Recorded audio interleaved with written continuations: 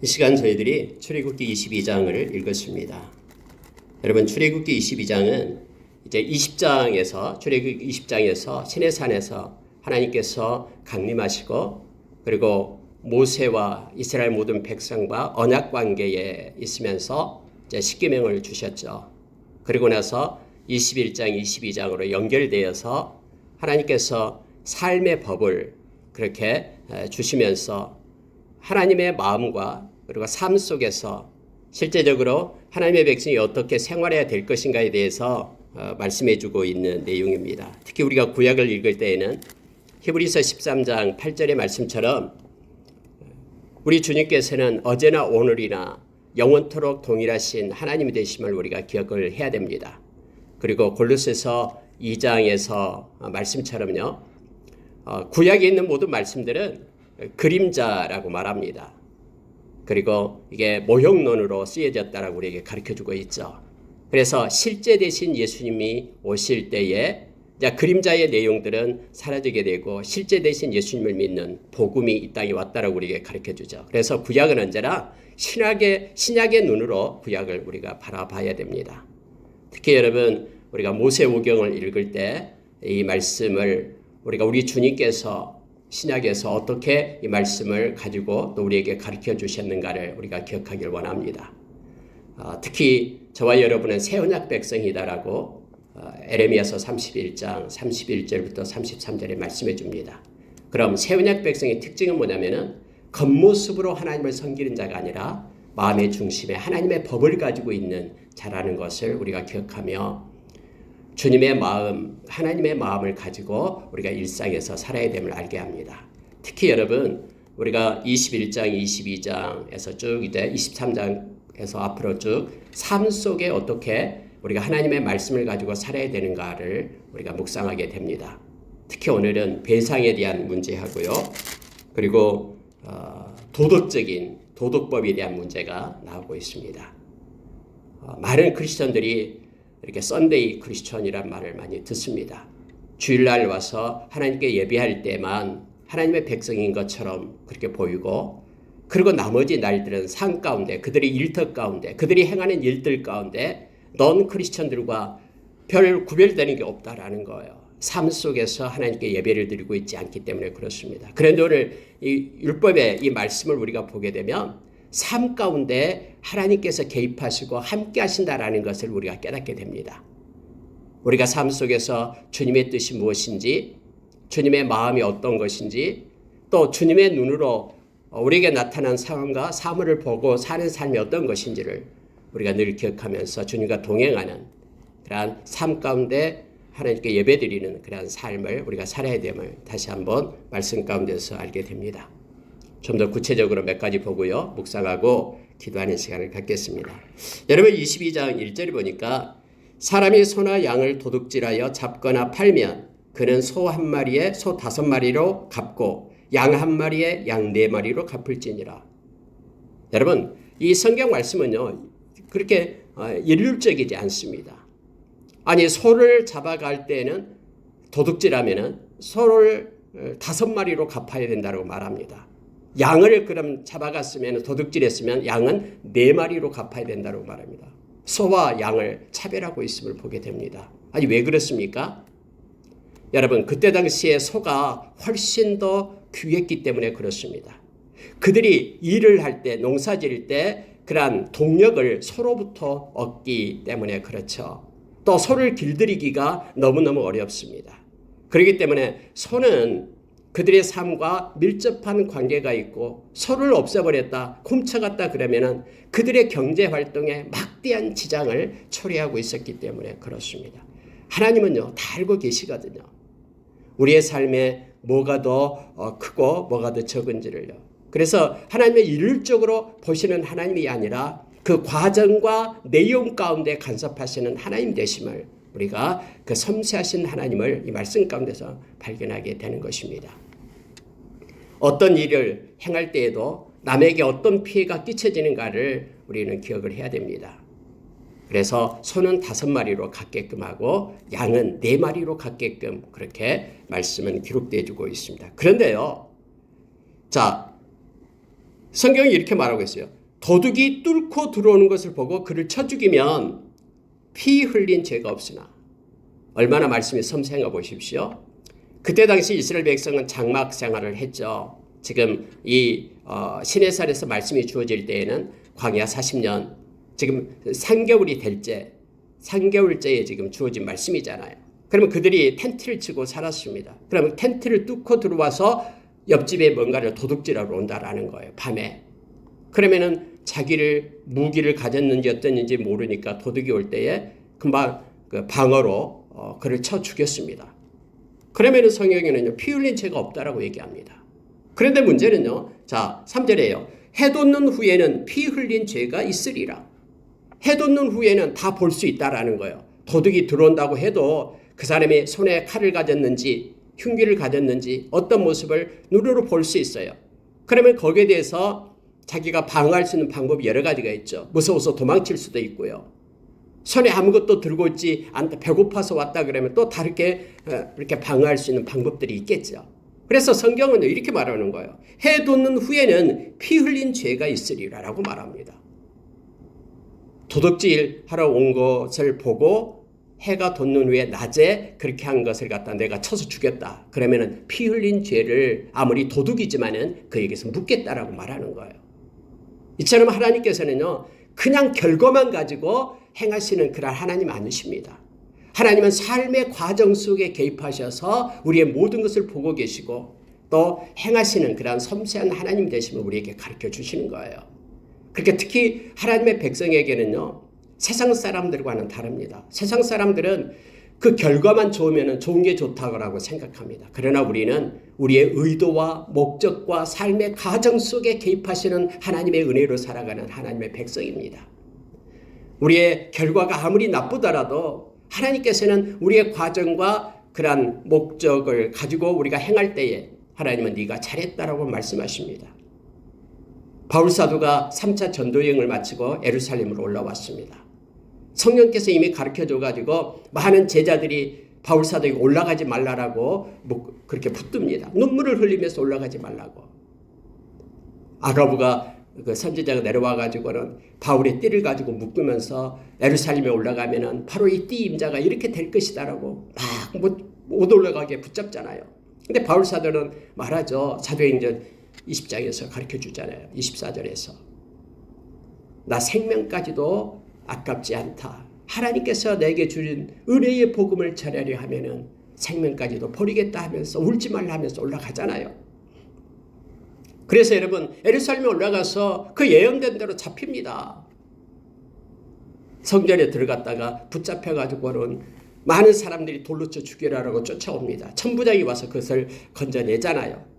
근데 천부장이 바울사도를 데리고 가는데 많은 유대인들이 올면서 먼지를 날리면서 그 사람을 죽이라고 쫓아오는 거예요. 그때 여러분 바울사도가 천부장에게 말하죠. 나에게 말할 수 있는 기회를 달라 해서 층계에 올라가서 그들을 향해서 쫓아오는 그들을 향해서 자신이 만난 예수님에 대해서 설교를 하고 있는 장면이 나오게 됩니다.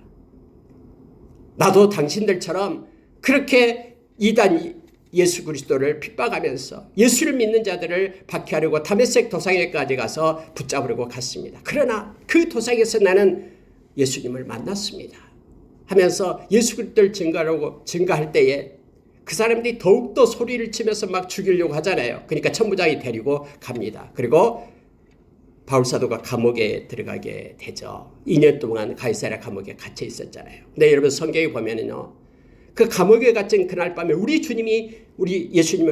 예수님께서 바울사도를 찾아오십니다. 그리고 말합니다. 나는 로마에 가서도 너가 예루살렘에서 나를 증거한 것처럼 증거해야 되리라 라고 말합니다.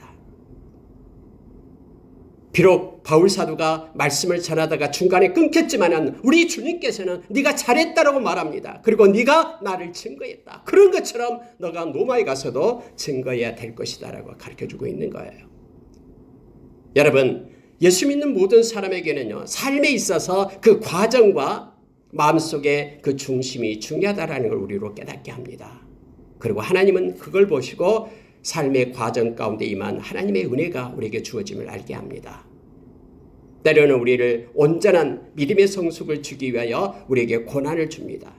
그걸 믿음으로 받을 때 우리 주님께서는 착하고 충성된 종이라고 말합니다. 어려움이 올 때 겸손함으로 갖고 우리가 에베소서 3장 16절의 말씀처럼 성령으로 인하여 우리의 속사람을 강건하게 세우고 뿐만 아니라 그리스도가 우리의 마음 가운데 살아계시고 우리가 모든 삶을 하나님의 사랑 가운데 우리의 삶의 터전을 세우고 하나님의 것으로 충만하게 하는 그 모든 것은 삶의 과정입니다. 결과로 나타내는 것이 아니라 우리는 함께 하시는 주님과 동행하는 그러한 은혜가 우리 가운데 있기를 원합니다. 지금 하나님께서는요, 이러한 과정을 지금 말씀하고 있는 것입니다.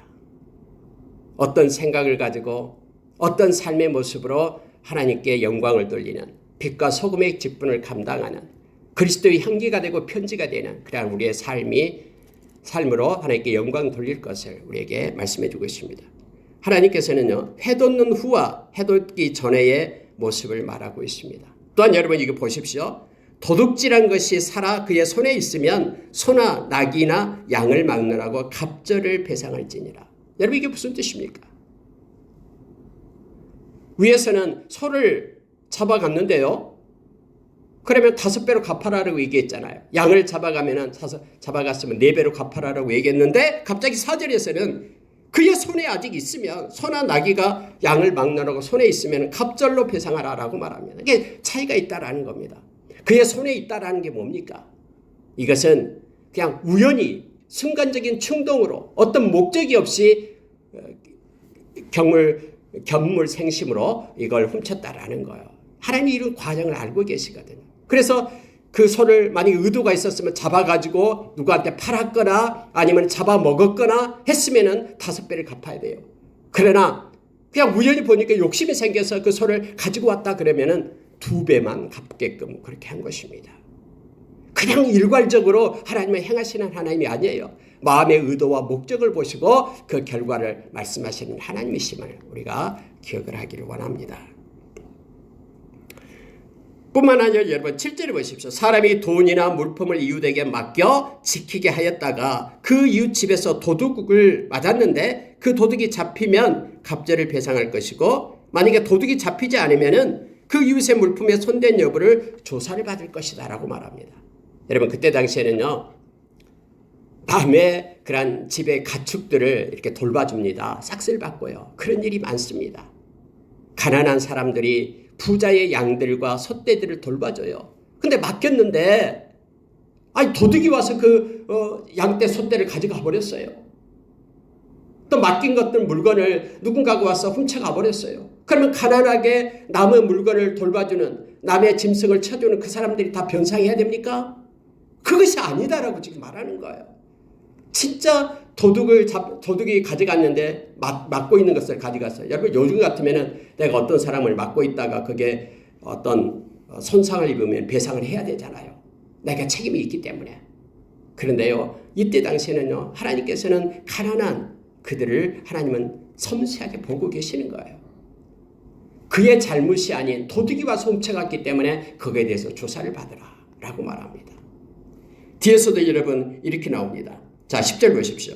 사람이 낙이나 소나 양이나 다른 짐승을 이웃에게 맡겨 지키게 하였다가 죽거나 상하거나 끌어내도 본 사람이 없으면 두 사람 사이에 맡은 자가 이웃의 것에 손을 대지 아니하였다고 여호와께 맹세할 것이요 그 임자는 그대로 믿을 것이며 그 사람은 배상하지 아니하려니와. 맡겼어요. 물건을. 소떼 100마리를 맡겼어요. 양떼 맡겼어요. 그런데 그 양떼가 갑자기 죽거나 상하거나 누군가가 훔쳐갔다라는 거예요. 이걸 지키고 있던 사람이 자기가 한 짓이 아니거든요. 그러면 이 사람은 어떻게 해야 되냐면은 여호와께 맹세할 것이다라고 말합니다. 그러면 그 임자는 그대로 믿어라라고 말합니다. 내가 손댄 것 아닙니다. 그가 병들어서 죽었습니다. 도둑이 와서 가져갔습니다. 하나님의 이름으로 내가 맹세합니다 라고 말하면은 그것을 맡긴 임자는 그대로 믿으라라고 말합니다. 하나님의 이름으로 맹세하게 되면요, 이것은 이제 하나님께로 넘어간 것이다라는 거예요. 맡겼던 임자든 이걸 치던 사람이든 이제는 하나님의 손으로 갔기 때문에 그 존귀하신 하나님께서 이제는 모든 삶 가운데 개입하셔서 하나님이 행하실 것을 믿으라라고 말합니다. 만약에 그 사람이 거짓말로 하나님의 이름으로 맹세하면 어떻게 됩니까? 그것도 하나님께서 이제는 처리하십니다. 살아계신 하나님을 인정하라라고 삶 가운데 인정할 것을 말하고 있습니다. 여러분, 이것이 얼마나 큰 믿음입니까? 우리의 실제 삶 가운데 살아계신 하나님을 둘 다 인정하는 거예요. 만약에 이것을 인정하지 못한다 그러면 코람데오 신앙을 우리는 가질 수가 없습니다. 하나님은 영이시니 하나님께 예배하는 자는 영과 진리로 예배할지니라. 요한복음 4장 24절에서 우리에게 가르쳐줍니다. 하나님은 우리의 눈에 보이지 않지만은 유비쿼터스, 안 계신 것 없이 계신 하나님이시잖아요. 지금 이곳에도 하나님은 계셔서 우리의 예배를 받고 계시잖아요. 우리의 마음을 다 잊고 계시잖아요. 산 가운데 혼자 있든 아니면 많은 무리 가운데 있든 그곳에 하나님이 임재해 계시잖아요. 이것을 믿는 신앙이 바로 코람데오 신앙이고요. 이 신앙의 기초하에 모든 그러한 삶이 이루어지도록 하나님께서는 그렇게 행하신 것입니다. 그래서 여호와의 이름으로 맹세하거든 그것을 믿으라라고 말합니다. 우리가 여러분 로마서 12장에 보면은 원수 갚는 일은 하나님께 있다라고 말합니다. 하나님의 백성은 하나님께 맡겨야 됩니다. 우리가 베드로전서 2장에서 보면 2장에서 우리가 삶 속에서 애매한 고난을 받아도 하나님을 생각함으로 참으면 이것은 하나님 앞에 아름다운 것이다라고 베드로 사도는 우리에게 가르칩니다. 하나님께서는 느헤미야서 9장 33절에서 그렇게 말하죠. 하나님은 진실하신 하나님, 하나님은 공의로우신 하나님이라고 말합니다. 우리가 진짜 진실하시고 공의로우시고 살아계신 하나님을 믿는다 그러면 하나님께 맡긴 것은 하나님께서 하나님의 때에 하나님의 방법으로 행하신 분이심을 우리가 기억해야 됩니다. 그리고 하나님께 맡겼으면 우리의 모든 염려와 근심을 행하지 말 것을 빌립보서 4장 6절에서 가르쳐줍니다. 아무것도 염려하지 말고 모든 일에 너희 구할 것을 감사함으로 하나님께 아뢰라. 그리하면 모든 지각에 뛰어난 하나님의 평강이 그리스도 예수 안에서 우리의 마음과 생각을 지킬 것이다라고 약속하십니다. 하나님께 맡긴 자는 마음의 원통함을 갖고 살지 않습니다. 디모데전서 4장, 디모데후서 3장입니다. 디모데후서 3장 1절에서 5절에 보면 마지막 때에 말세의 고통의 때가 이른다라고 말하면서 사람들의 특징이 뭐냐면 무정하면서 마음의 원통함을 가지고 산다라는 거예요. 용서하지 못하고 그렇게 마음에 분을 가지고 살아가는 세상이 점점 이루어진다라고 우리에게 가르쳐줍니다. 하나님의 백성들은 하나님께 맡기는 자들입니다. 그래서 애매한 고난을 받아도 하나님께 맡기기를 원합니다. 하나님께 맹세하면은 그 사람은 그대로 믿으라라고 말합니다. 그리고 그 사람은 배상하지 아니하려니와 맡은 사람은 배상하지 않는다라고 말합니다. 물론 맡은 자의 책임은 있습니다. 그래서 뒤에서 만약에 돌보다가 찢김을 당하고 갈 때는 배상할 것이다라고도 같이 가르쳐줍니다. 또 임자와 함께 있었으면 배상하지 말라라고 구체적으로 조목조목 그렇게 기록해주고 있음을 보게 됩니다. 이걸 보면서 여러분 이 구약에 있는 말씀을 신약의 눈으로 보면서 지금 하나님께서는 어제나 오늘이나 동일하게 살아계셔서 우리의 삶 가운데 개입하고 계시고 우리의 마음과 뜻이 무엇인지를 어떤 의도와 목적으로 우리가 살아야 되는가를 하나님은 다 살피시는 분이다라는 걸 우리가 기억을 하기를 원합니다. 하나님께서는 사무엘상 16장에서 그렇게 사무엘에게 말했죠. 이새의 집에 가서 기름을 하나님께서 뿔에 담아다가 기름을 부어라라고 말합니다. 그때 첫째 아들 엘리압을 보게 될 때 너무나 용모가 준수하니까 그에게 뿔에서 뿔로 기름을 부으려고 했잖아요. 그때 하나님께서 사무엘에게 말하잖아요. 지금 뭐하고 있냐라는 거예요. 사람은 외모를 보지만 나 여호와는 너희의 중심을 본다라고 말합니다. 외모를 보고 엘리압에게 기름을 부으려고 하지 말라라는 것이죠. 그리고 다윗을 불러오게 해서 다윗에게 기름을 부어서 세우시는 하나님이심을 우리가 보기를 원합니다. 하나님의 백성들은 또 다른 눈을 가지고 삽니다. 마음의 눈을 가지고, 말씀의 눈을 가지고, 믿음의 눈을 가지고 살아가는 사람들입니다. 복음의 눈이죠. 하나님의 관점을 가지고 살아가는 이들이기 때문에 외모로 취하는 것이 아니라 과정과 마음의 중심으로 삶을 사는 자들임을 우리가 기억하기를 원합니다. 여러분, 이 말씀 보면 18절 보십시오. 너는 무당을 살려두지 말라. 짐승과 행하는 자는 반드시 죽일지니라. 여호와 외에 다른 신에게 제사를 드리는 자는 멸할지니라. 무당을 살려두지 말라라고 먼저 18절에 말합니다. 무당이라 그러면 히브리어로 샤웨라는 단어인데요. 이 샤웨는 신을 가지고 그 점치는 자를 얘기를 합니다. 이교도적 삶의 방식을 받아들이지 말 것을 지금 말하고 있는 것입니다. 무당, 그리고 수관, 우상 숭배, 이와 같은 것들을 조금이라도 받아들이지, 삶 속에 받아들이지 말 것을 하나님이 요청하고 있는 거예요. 여러분, 하나님은 질투하시는 하나님이라고 분명하게 얘기했죠. 100%의 우리의 온전한 마음을 하나님은 원하시는 거예요. 99%만 원하고 1%는 다른 것과 짝하는 것을 하나님은 허용하지 않습니다. 왜요? 하나님은 우리를 사랑하기 때문에요. 그리고 이 모든 것들은 하나님 앞에 다 가증한 것임을 성경은 말합니다. 절대로 하나님의 왕국인 이스라엘 공동체 내에서는 이런 행위들이 결코 용납될 수 없음을 극형으로 다스리게 했음을 성경 말합니다. 하나님은 우리의 온전한 마음을 원하십니다. 여러분, 제가 자주 예를 들잖아요. 부부가 서로, 성경에는 하나님과 하나님의 백성이 부부의 관계라고 말하죠. 뷸라라고 말하죠. 뷸라.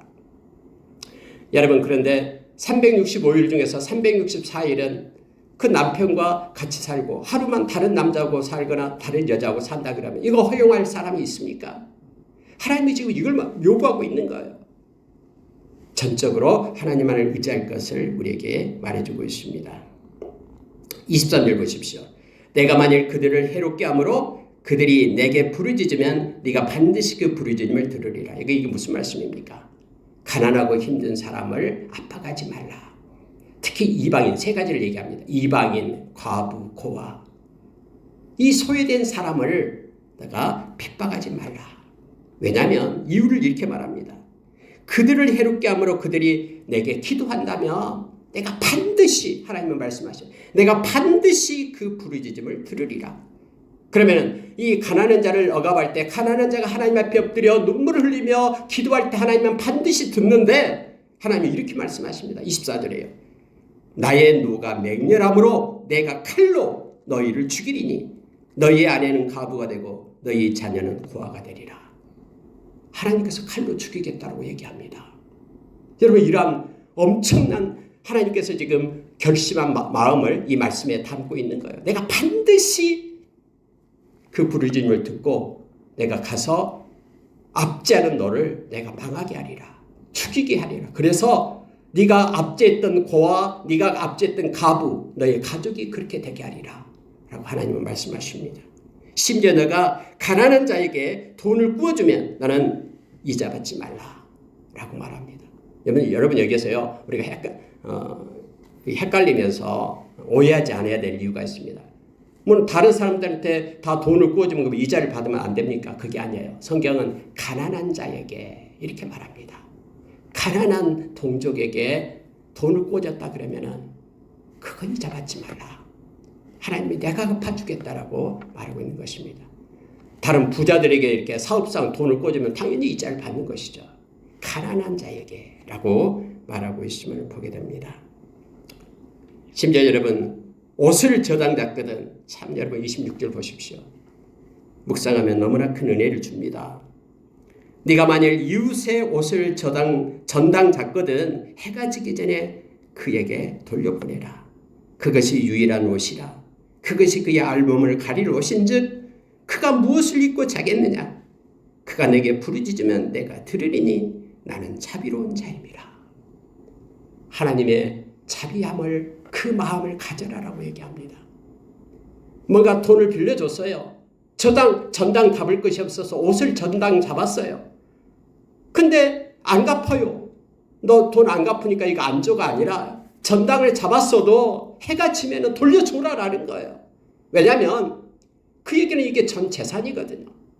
팔레스타인 지역에 밤이 되면은 춥잖아요. 이것이 그가 덮고 잘 옷인데 털덜 떨면서 그가 하나님 앞에 기도한다면 내가 그 기도를 듣겠다. 그러면은 아무리 당연하고 마땅히 네가 권리가 있다고 해도 나의 자비한 마음을 네 마음에 가져라 라고 지금 말하는 겁니다. 여러분 알고 계시죠? 고린도후서 6장 6절에서 하나님의 백성은 의의 무기를 가지고 살아간다라고 8가지를 얘기합니다. 하나님 백성만이 가지고 있는 이 땅에서 살아가는 무기, 첫째가 깨끗함입니다. 두 번째가 하나님을 아는 지식입니다. 세 번째가 자비함입니다. 이 자비함이 하나님의 마음이죠. 이 자비함을 지금 가지고 살아라라고 얘기합니다. 그리고 오래 참음이고요. 성령의 감하고요. 거짓 없는 사랑이고요. 그리고 진리의 말씀이고 하나님의 능력입니다. 이것을 이 땅에서 가지고 살아가는 것이 하나님의 백성이에요. 하나님의 자비함을 가져라라고 말합니다. 골로새서 3장 12절에서는 땅의 지체를 입지 말고 하늘의 옷을 입는데 하늘의 옷을 입은 하나님의 백성 첫째가 뭡니까? 긍휼과 자비의 옷, 겸손과 온유의 옷, 오래 참음의 옷을 입으라 라고 말하죠. 하나님은 지금 하나님의 백성 저와 여러분에게 하나님의 그 자비함, 긍휼의 마음을 가질 것을 요청합니다. 경건함이 뭡니까? 우리가 경건한 자라고 말할 때에 야고보서 1장에서 경건한 자는 환난 날의 고아와 가부를 돌보는 것이 경건이라고 얘기합니다. 이게 무슨 뜻입니까? 하나님과 함께하는 자가 경건인데요. 유세베이야. 경건이란 하나님과 함께한 나라는 하나님의 마음을 가진 자다라는 거예요. 그래서 고아와 가부 힘들 때에 하나님의 긍휼의 마음을 가지고 돌보는 것이 경건이고 자기 자신을 지켜 세속에 물들지 않게 하는 것이 경건이라고 우리에게 가르쳐주고 있는 것입니다.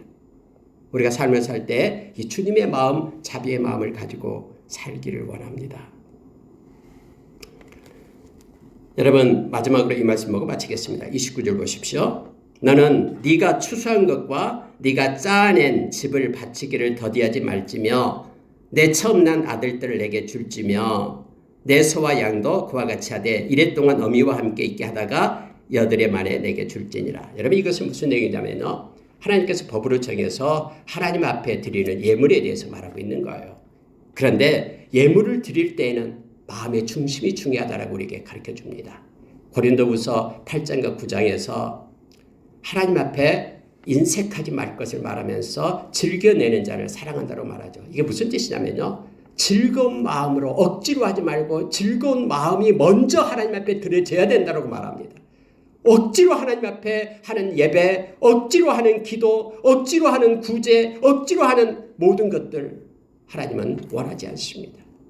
하나님이 만약 그걸 원했다면 처음에 애당초 인간을 만들 때 로봇처럼 하나님의 섬기는 자로 만들었을 겁니다. 하나님은 우리의 마음의 중심으로 자원하는 마음으로 무슨 일이든지 행하기를 원하십니다. 지금 여기 말씀으로 그 내용이에요. 추수한 것과 네가 짜낸 집을 바치기를 더디하지 말지며, 이 더디하다라는 것은 마음이 하나님 앞에 드리기를 허락하지 않는다라는 뜻이죠. 그래서 억지로 지금 하고 있다라는 것을 말하고 있습니다. 그러면서 여러분 여기에요. 또 소와 양을 하나님 앞에 첫 새끼, 첫 태생을 드릴 때에는 자, 그 새끼를 갖다 어미와 함께 이래 동안 있게 해라. 그리고 여드레 말에 내게 줄지니라. 라고 말하죠.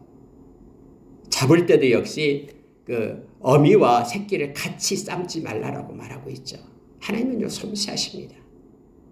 그리고 이제 한 주간이 지나고 첫 날이 시작되는 여드레 말에 내게 드리라라고 하나님께서 말씀합니다. 그 어미와 새끼 사이에 그 내용을 말해주고 있는 것입니다. 말씀을 마치겠습니다. 오늘 하루도 우리의 마음의 중심을 가지고 하나님의 기뻐하는 믿음의 삶을 실제 삶 가운데 살아가는 우리가 되기를 원합니다.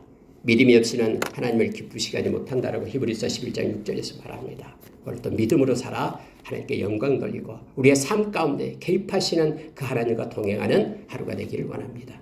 기도하겠습니다.